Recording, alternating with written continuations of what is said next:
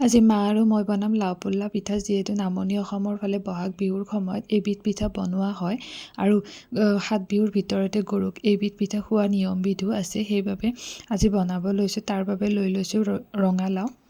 ৰঙালাওখিনি সৰু সৰুকৈ কাটি বইল কৰি লৈছোঁ। আনফালে চাউলৰ গুড়ি লৈ লৈছোঁ। চাউলৰ গুড়িখিনিও অকণমান গৰম কৰি লৈ দুয়োটা সানি লৈছোঁ। এই ৰঙালাও আৰু পিঠাগুড়ি সানি লৈ চব ডো এটা বনাই লৈছোঁ আৰু ইয়াৰ পৰা পিঠাৰ আকাৰ দিছোঁ এনেকৈ। এয়া মোৰ গোটেই ডোখিনি পিঠাৰ চেপ দিয়া হৈ গ'ল। এতিয়া মই ইয়াক ফ্ৰাই কৰিম। টাৱা এখনত অকণমান তেল দি পিঠাকেইটা ব্ৰাউন কালাৰ হোৱালৈকে ভাজি ল'ম।